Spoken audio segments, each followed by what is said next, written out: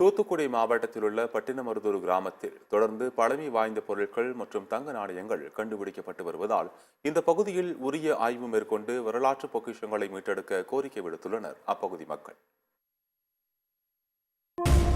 தூத்துக்குடி மாவட்டத்தைச் சேர்ந்தவர் வரலாற்று மற்றும் தொல்லியல் ஆர்வலர் ராஜேஷ். இவர் தூத்துக்குடி மாவட்டம் தருவைக்குளம் மீனவ கிராமம் அருகில் உள்ள பட்டினமருதூர் கிராம நிர்வாக அதிகாரியின் டிஜிட்டல் கிராப் சர்வே பணியோடு சேர்ந்து தனது கள ஆய்வு பணியினை மேற்கொண்டார். அப்போது அக்கிராமத்தில் மிக மிக தொன்மையான டோலகா ஹரப்பா நாகரிகத்தினை விட தொன்மையானதாக தென்படும் மணல் கற்களால் ஆன கட்டுமான முறையின் வடிவமைக்கப்பட்ட கிணற்றினை கண்டறிந்தார். அதன் தொன்மை தெரியாமல் பாதுகாப்பற்ற நிலையில் உப்பு உற்பத்தியாளர்கள் அதனை பயன்படுத்தி வருவதாகவும், மேலும் இத்தகைய மிகப்பெரிய கிணறானது எங்கனம் நில உடைமை சீர்திருத்தத்திற்கு முன்பும் பின்பும் உள்ள வருவாய்த்துறையின் இந்த கிராம வரைபடம் மற்றும் புல வரைபடம் ஆகியவற்றில் பதிவேற்றம் செய்யப்படாமல் உள்ளது என்பது வியப்பாகவும் வேதனையாகவும் உள்ளதாகவும் அவர் தெரிவித்தார். தொன்மையானதாக தென்படும் இந்த கிணற்றினை உடனடியாக ஆய்வு செய்து வரைபடங்களில் பதிவு செய்து அரசுடைமையாக்கி பாதுகாக்கப்பட்ட தொன்மையான சின்னமாக அறிவிக்க வேண்டும் என்று ஏற்கனவே நமது சத்தியம் தொலைக்காட்சி மூலம் கோரிக்கை விடுக்கப்பட்டது.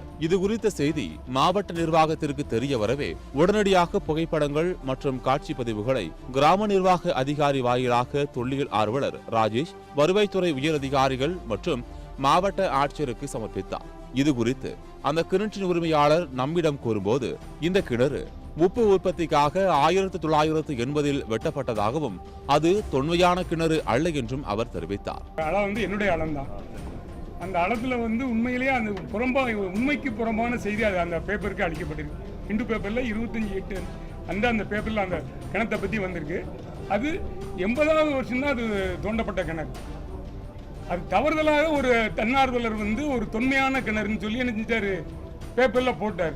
அதையும் நம்பி நேற்று அந்த கிணத்துல எதையுமே செய்யக்கூடாதுன்னு சொல்லி வந்துட்டாங்க. ஆனால் அது தவறுதலான நியூஸே தவிர அது உண்மைக்கு புறம்பான நியூஸ். அதை எதுவும் பெரிது பண்ண வேண்டாம். அது என்னுடைய கிணறு என்பதில் நாங்கள் தான் அது பண்ணோம். அந்த கிணறு உப்பு உற்பத்திக்காக பட்டா இடத்தில் தோண்டப்பட்ட கிணறு. ஆமா, சாதாரண தரையில நாங்க உப்பு உற்பத்திக்குன்னு ஒரு கிணறு தோன்றது வழக்கம். அந்தபடிதான் தோண்டப்பட்ட கிணறை தவிர அது தொன்மையான அவங்க சொல்ற மாதிரி 1000 வருஷத்துக்கு முன்னால உள்ள கிணறு அப்படிப்பட்ட கிணறு அது கிடையாது. அதை நீங்க பாத்துக்கோங்கன்னு சொல்லியிருக்கோம். தொல்லியல் துறையை நீங்க ஆய்வு செய்யுங்க, அப்படிப்பட்ட கிணறு அது இல்ல.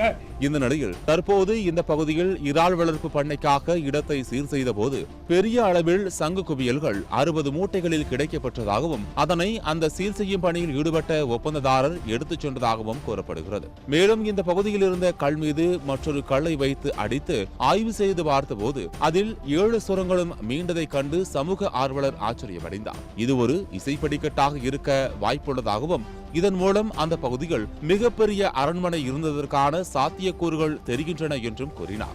நான் ஏற்கனவே ஒரு வித்தியாசமான இசைக்கல் போன ஜனவரியில் பார்த்துருந்தோம். அதையும் டாக்குமெண்ட் பண்ணியிருக்கோம். அது பார்க்கறதுக்கு பெருசாக இருக்கும், தூக்குறது கொஞ்சம் லைட்டாக இருக்கும். தூக்கு நல்லாவே லைட்டாக இருக்கு. தட்டும்போது மியூசிக் வருது. இது ஒவ்வொரு பக்கத்துலையும் தட்டும்போது ஒவ்வொரு விதமான சுரங்கள் வருது. அது அப்போ இசை படிக்கட்டு மாதிரி ஒரு கட்டுரை கலை மண்ணுக்குள்ள இருக்கா.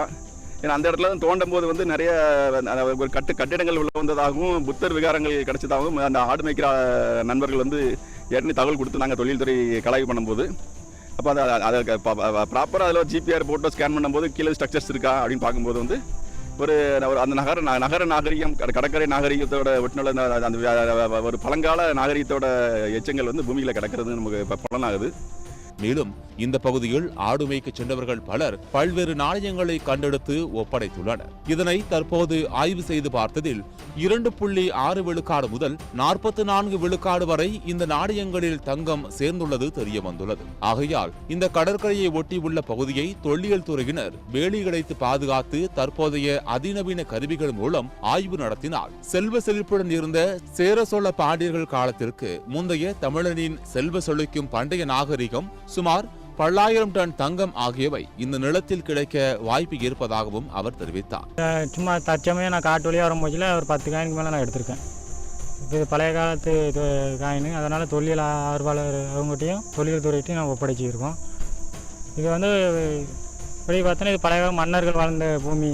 ஆகையால் மத்திய மாநில அரசுகள் இதில் தனி கவனம் செலுத்தி வரலாற்று உண்மைகளை வெளிக்கொண்டு வந்து புதைந்து கிடக்கும் வரலாற்று பொக்கிஷங்களை வெளியில் எடுத்தால் உலகிலேயே மிகப்பெரிய வல்லரசு நாடாக இந்தியா உருவாகும் என்றும் அரசு உரிய நடவடிக்கை எடுக்க வேண்டும் என கோரிக்கை விடுத்துள்ளனர் வரலாற்று ஆர்வலர் ராஜேஷ் மற்றும் அப்பகுதி பொதுமக்கள். காயின்கள் வந்து தங்கம் சேர்த்திருக்காங்க. வெள்ளி வந்து உத்தேசமா ஒரு 0.8 to 1.3 வரைக்கும் சதவீதத்தில் சேர்த்திருக்காங்க. இது போக மற்ற மிச்ச பங்குக்கு வந்து செம்பு சேர்த்திருக்காங்க. வேற எதுவும் உலகங்கள் அதில் சேரலை.